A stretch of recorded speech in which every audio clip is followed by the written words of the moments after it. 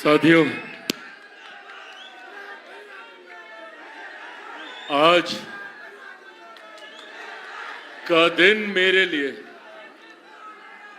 जितना महत्व रखता है,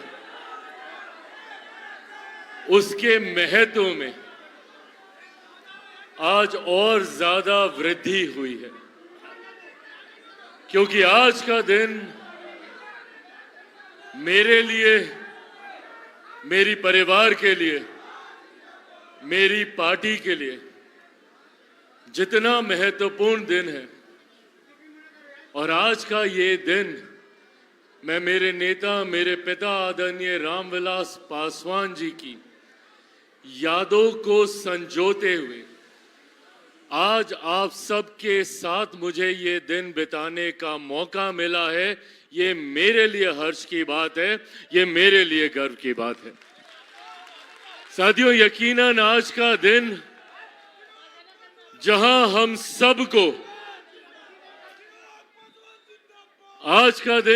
हम सबको प्रेरणा देने का काम करता है, तो वहीं आज का दिन मेरे लिए भावनाओं से भरा होता है। कई ऐसी यादें मेरे नेता, मेरे पिता आदरणीय रामविलास पासवान जी की जो मेरे जहन में कौंधती हैं। बचपन में उनके साथ बिताए गए पल, उनका मुझे स्कूल लेकर जाना, जब राजनीति में आया तो उंगली पकड़कर मेरा मार्गदर्शन करना, ना जाने अनगिनत घर परिवार के साथ बिताई उनकी बातें, उनकी यादें ना सिर्फ जहन में कौंधती हैं बल्कि प्रेरित करती हैं कि जिन सपनों को वो अधूरा छोड़कर गए, उनका खून होने के नाते, उनका अंश होने के नाते ये बड़ी जिम्मेदारी मेरे कंधों पर है, ये बड़ी जवाबदेही मेरे कंधों पर है कि मैं उनके हर एक अधूरे सपने को पूरा करूं। पर मैं ये भी जानता हूं कि इस कार्य को मैं कतई अकेला नहीं निभा सकता। उनके इस सपनों को पूरा करने के लिए मुझे कदम कदम पर आप सबके साथ की, आप सबके प्यार की जरूरत पड़ेगी।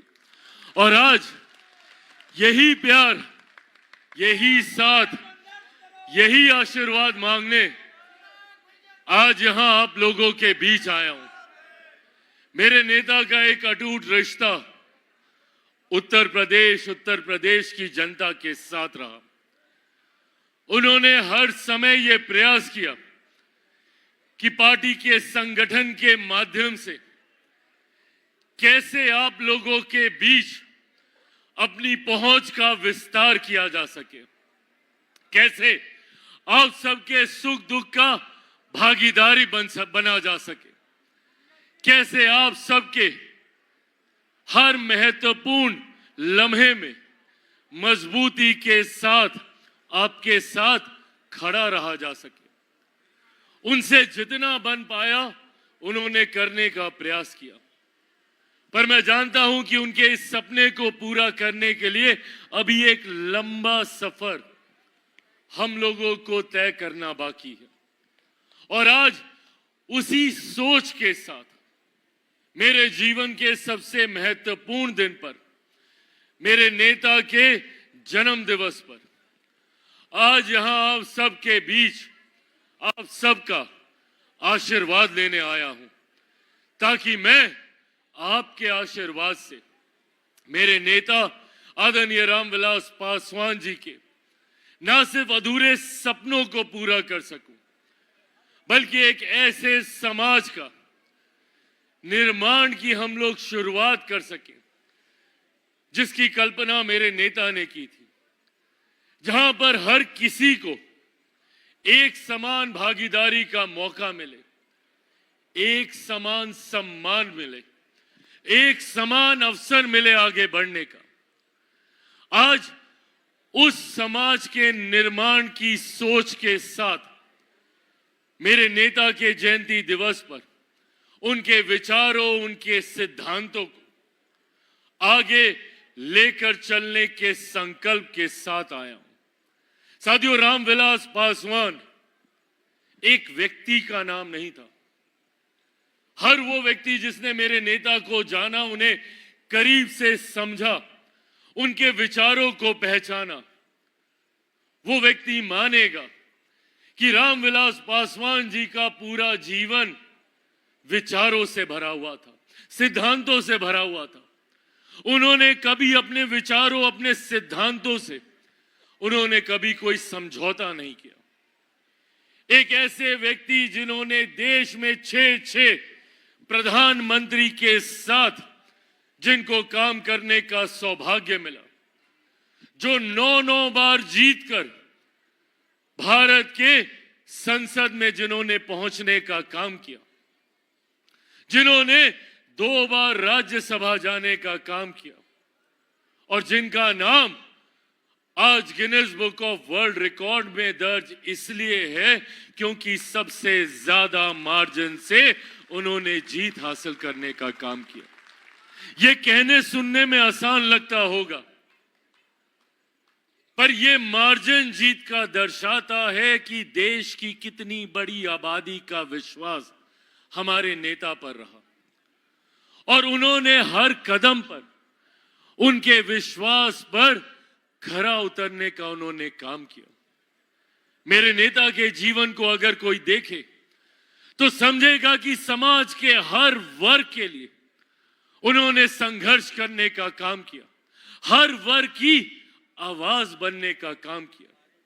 मेरे नेता ने जिन्हें अपना नेता माना, डॉक्टर बाबा साहेब भीमराव अंबेडकर, जब मेरे नेता पहली बार 77 में लोकसभा में जीत कर आए, भारत की संसद में आज जितने लोग हैं जो डॉक्टर बाबा साहेब भीमराव अंबेडकर जी का नाम लेते नहीं थकते, कई ऐसे नेता जो उनके द्वारा बनाए गए संविधान की प्रतिलिपि अपनी जेब में लेकर घूमते हैं, जो हर मन से कदम कदम पर, बात बात पर संविधान लहरा कर दिखाने की बात करते हैं, और जिन लोगों ने पिछले लोकसभा में भ्रमित करने का काम किया कि संविधान को खतरा है, आरक्षण को खतरा है, ये वो लोग हैं जिन्होंने हमेशा संविधान का और संविधान के रचयिता डॉक्टर बाबा साहेब भीमराव अंबेडकर जी का अपमान करने का काम किया। और आज ये लोग संविधान की बात करते हैं,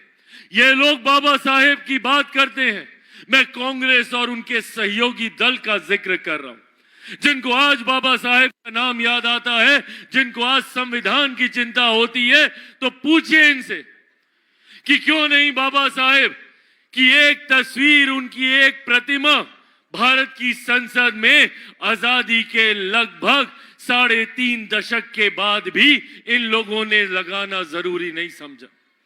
77 में जब मेरे नेता जीत कर गए, उन्हें इस बात का आश्चर्य होता था, ताज्जुब होता था कि जिन बाबा साहब के बनाए गए संविधान के आधार पर हमारी संसद चलती है, उस संसद में बाबा साहेब की एक प्रतिमा तक आजादी के इतने वर्षों के बाद इन लोगों ने लगाना जरूरी नहीं समझा।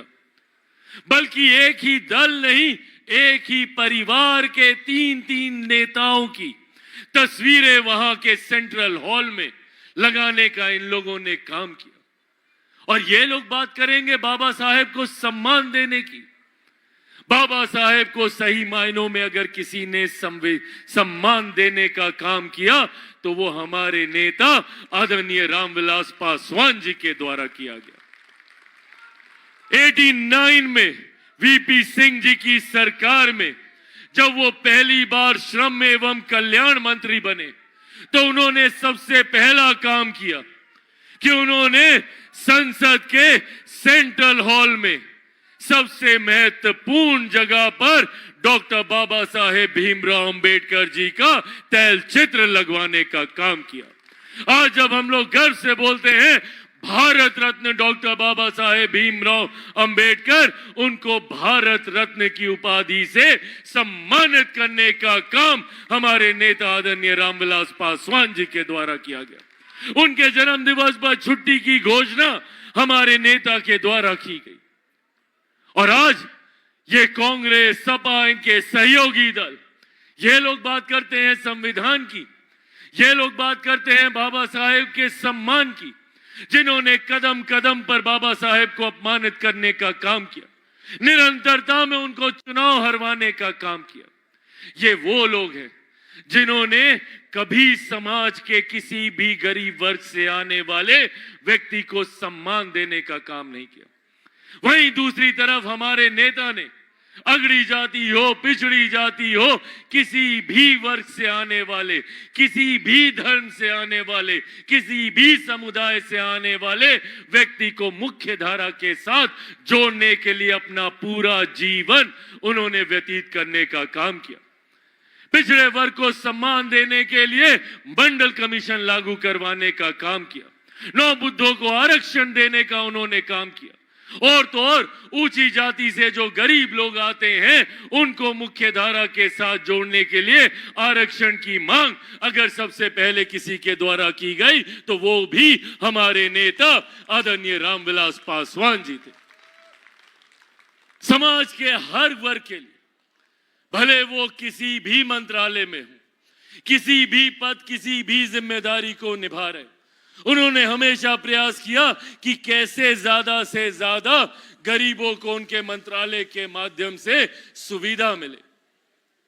जिस जिस मंत्रालय की जिम्मेदारी, आज आप चले जाइए पूरे मध्य भारत के आसपास, जब आप लोग रेल से यात्रा करेंगे और अगर उन कर्मचारियों को पता होगा कि आप लोग जनशक्ति पार्टी रामविलास से जुड़े हुए हैं, तो अधिकांश कर्मचारी उस रेल विभाग के आपके पास आएंगे और आकर आपका धन्यवाद करेंगे, कहेंगे कि आपके नेता आदरणीय रामविलास पासवान जी की वजह से आज मेरे घर में चूल्हा जल रहा है, आज मेरे घर में रोटी बन रही है। रेल मंत्रालय से लेकर दूरसंचार मंत्रालय तक आज मेरे जितने साथी हाथ में मोबाइल फोन पकड़कर तस्वीरें खींच रहे हैं, वीडियो बना रहे हैं, ये मोबाइल फोन एक समय में सिर्फ अमीरों की जागीर मानी जाती थी। जो लोग मेरी उम्र के हैं या मेरे पिछली पीढ़ी के हैं, शायद आज के युवाओं को ये बात नहीं पता होगी, पर एक समय ऐसा था जब मोबाइल फोन पर इनकमिंग के लिए भी पैसा देना पड़ता था। 16 रुपए, 18 रुपए प्रति मिनट की दर से पैसा देना पड़ता था। एक ऐसा दौर, एक ऐसा समय, एक ऐसा कालखंड जहां किसी गरीब के हाथ में मोबाइल हो, यह कल्पना भी कोई नहीं कर सकता था। उस वक्त मेरे नेता ने यह संकल्प लिया और उस वक्त कई लोगों ने उनका मजाक उड़ाया, कई लोगों ने कहा कि ये झूठ बोल रहे हैं, संभव ही नहीं है।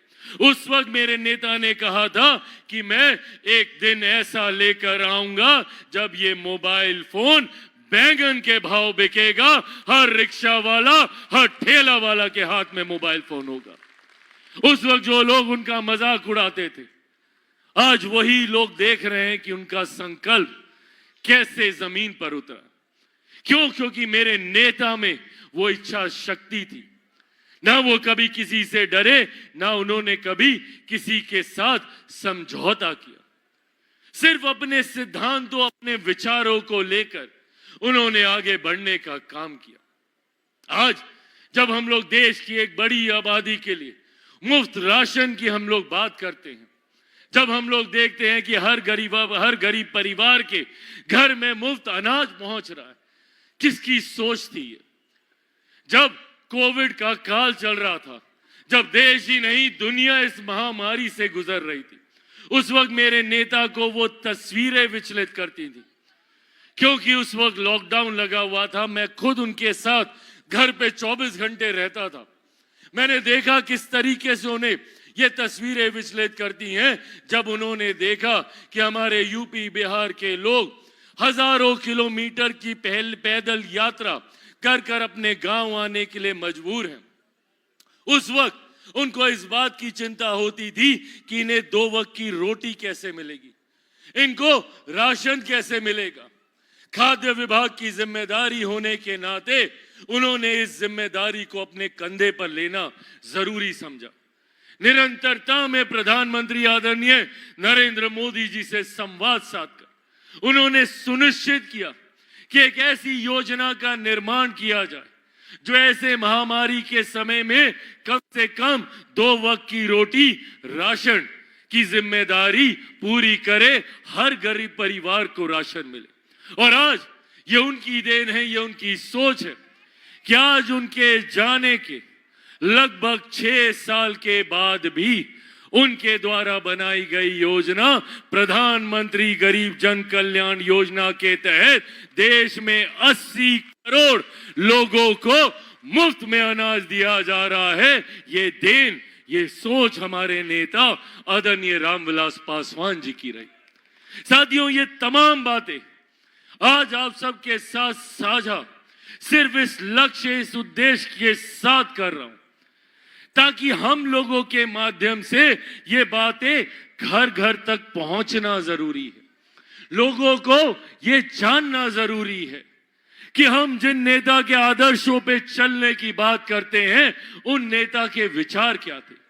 आज की युवा पीढ़ी को जानना जरूरी है कि एक ऐसा नेता जिन्होंने समावेश की सोच रखी, जो जात पात धर्म मजहब से उठकर हर उस गरीब व्यक्ति को मुख्य धारा के साथ जोड़ने की सोच रखते थे, जिनके पास आजादी के 70 साल के बाद भी पहनने के लिए कपड़ा नहीं, रहने के लिए घर नहीं और खाने के लिए रोटी नहीं है, उनको साथ लेकर चलने की सोच मेरे नेता की रही।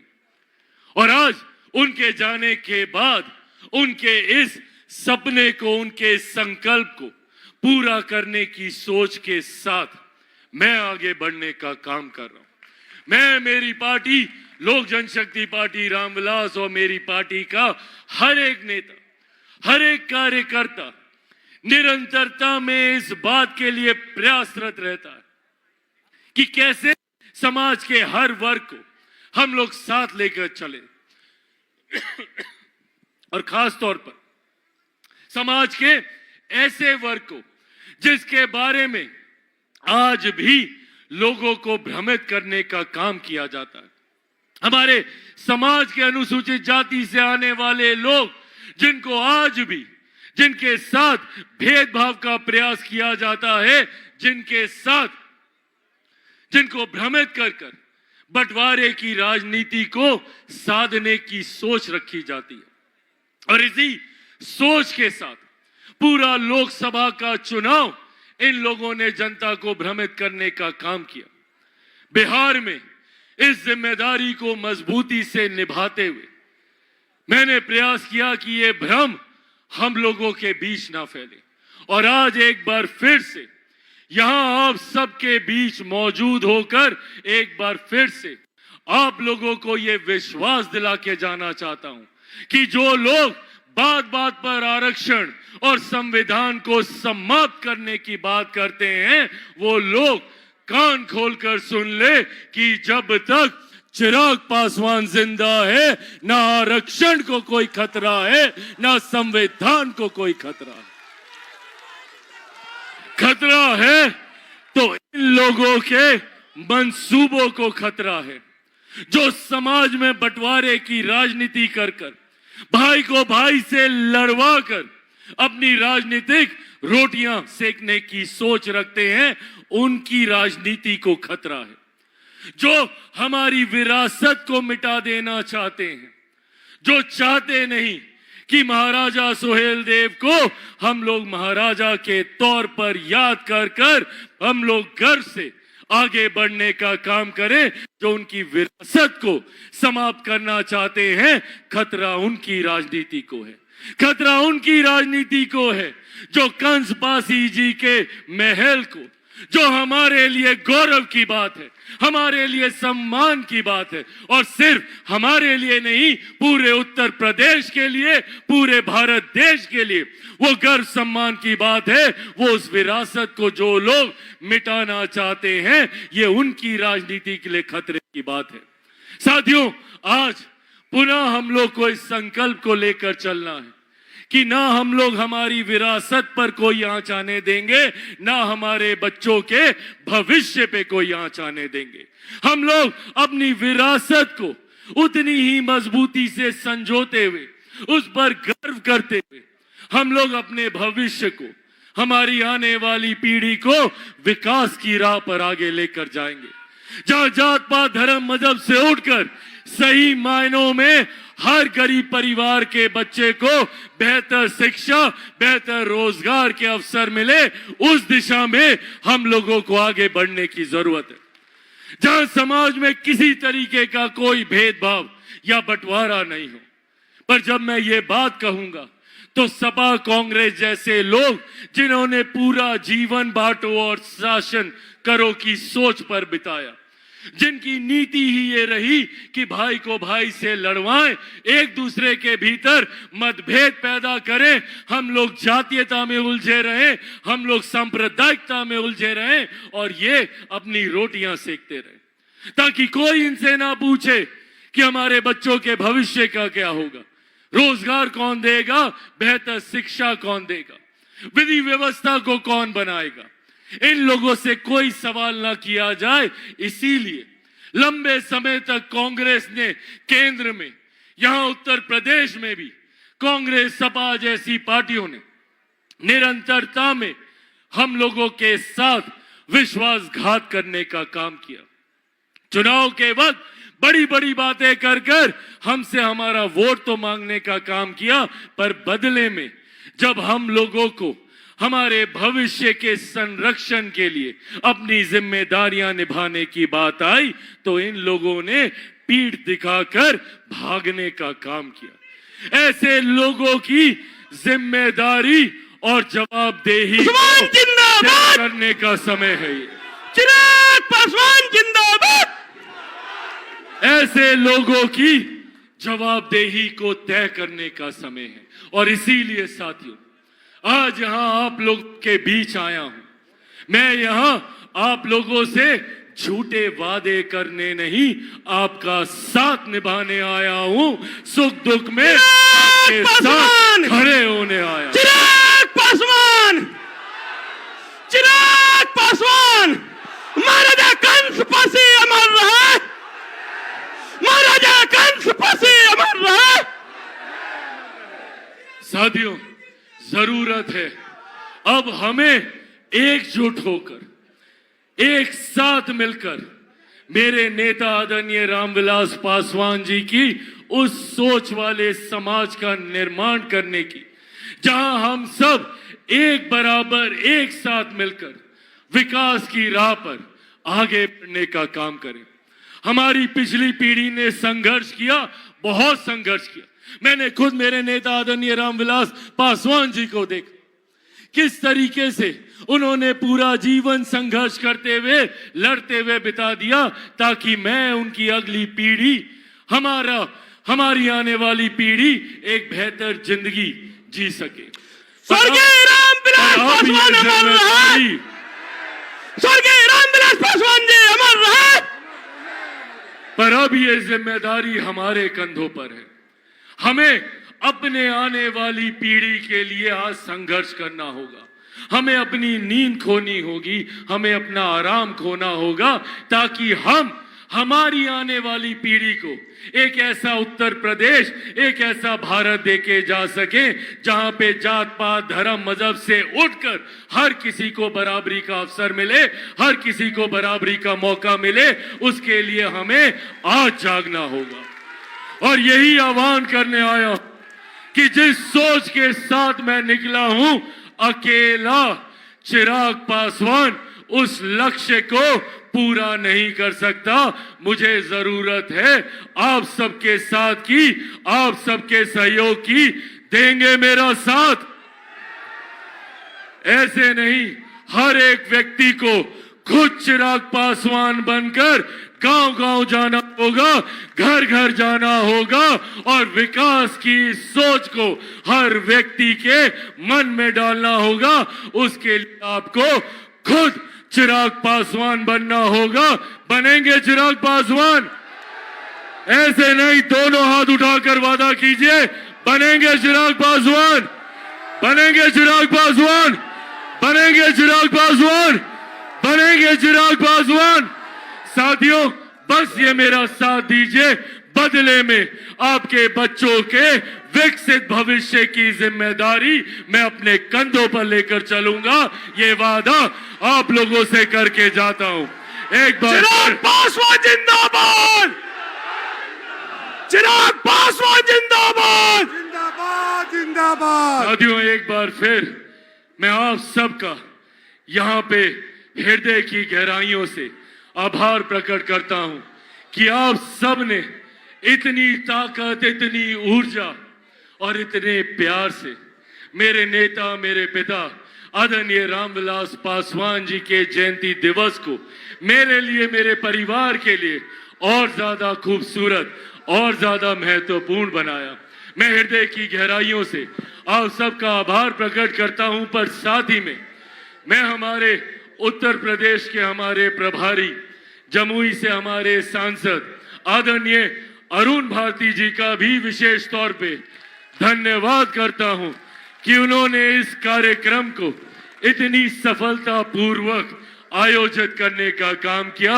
और साथ ही में मैं अरुण भारती जी से, मैं यहाँ पर मौजूद अरविंद पासवान जी हमारे प्रदेश अध्यक्ष, मौजूद हमारे पूर्वांचल के प्रदेश अध्यक्ष राजीव पासी जी, मौजूद यहाँ पर प्रमोद मणि त्रिपाठी जी जो हमारे बुंदेलखंड के अध्यक्ष हैं, उनसे और हमारे प्रभारी महोदय से विशेष तौर पर यह आग्रह करना चाहूंगा कि अब एक छोटे से ऑडिटोरियम में लोक जनशक्ति पार्टी को समाना संभव नहीं है।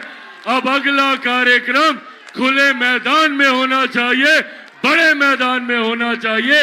इस सोच के साथ हम लोगों को आगे बढ़ना है। मौजूद यहाँ पे धर्मराज पासवान जी, मौजूद यहाँ पे अश्वनी जी, मौजूद यहाँ पे पीयूष सोमानी जी, मौजूद यहाँ पे आरती पांडे जी, प्रीति उपाध्याय जी, विकास पांडे जी, धीरेन्द्र मुन्ना जी, जिनकी एक अहम भूमिका रही है इस कार्यक्रम को न सिर्फ सफल बनाने में बल्कि इसके प्रचार प्रसार की भी जिम्मेदारी लेते हुए घर घर तक पहुंचाने के लिए यहाँ पर मौजूद हमारे जिला अध्यक्ष लखनऊ के नरेंद्र पासवान जी, मौजूद यहाँ पे रोहित कुमार जी, मौजूद यहाँ पे लोक जनशक्ति पार्टी रामविलास के प्रदेश समिति के तमाम वरिष्ठ पदाधिकारी साथी, मौजूद यहाँ पे अलग अलग जिलों से आए हुए तमाम हमारे जिला अध्यक्ष, मौजूद यहाँ पर अलग अलग प्रखंड पंचायत से आए हुए हमारे तमाम पदाधिकारी साथी, मौजूद यहाँ पे प्रेस मीडिया के तमाम पत्रकार साथी, मौजूद यहाँ पे लोक जनशक्ति पार्टी रामविलास के तमाम मजबूत कार्यकर्ता साथी, एक बार फिर से इस उपस्थिति के लिए, इस उत्साह के लिए और आपके द्वारा दिए गए मुझे आशीर्वाद के लिए हृदय की गहराइयों से बहुत बहुत धन्यवाद। लोक जनशक्ति पार्टी रामविलास जिंदाबाद, जिंदाबाद जिंदाबाद। लोक जनशक्ति पार्टी रामविलास जिंदाबाद, जिंदाबाद जिंदाबाद। लोक जनशक्ति पार्टी रामविलास जिंदाबाद। जिंदाबाद जिंदाबाद। आदरणीय रामविलास पासवान अमर रहे, आदरणीय रामविलास पासवान अमर रहे, आदरणीय रामविलास पासवान अमर रहे। बहुत बहुत धन्यवाद साथियों। जय हिंद, जय उत्तर प्रदेश। बहुत बहुत धन्यवाद अध्यक्ष जी। अब हमारे पार्टी से प्रभावित होकर हमारे नेता के नीतियों में विश्वास करके अपनी पार्टी को ज्वाइन कर रहे हैं, ऐसे महेंद्र तिवारी जी को पार्टी की सदस्यता दिलाएंगे। हमारे राष्ट्रीय अध्यक्ष के कर कमलों से महेंद्र तिवारी जी ग्रहण करेंगे पार्टी की सदस्यता। हम अपने पार्टी के परिवार में उनका स्वागत करते हैं, अभिनंदन करते हैं और इस मजबूत कड़ी के रूप में हमारे परिवार में शामिल होने पर हम उनका स्वागत करते हैं। चिराग पासवान जिंदाबाद। जोर से बोलिए, चिराग पासवान जिंदाबाद। रामविलास पासवान अमर रहे, चिराग पासवान जिंदाबाद। लोक जनशक्ति पार्टी रामविलास जिंदाबाद। बहुत बहुत धन्यवाद। और आप रामविलास पासवान जिंदाबाद।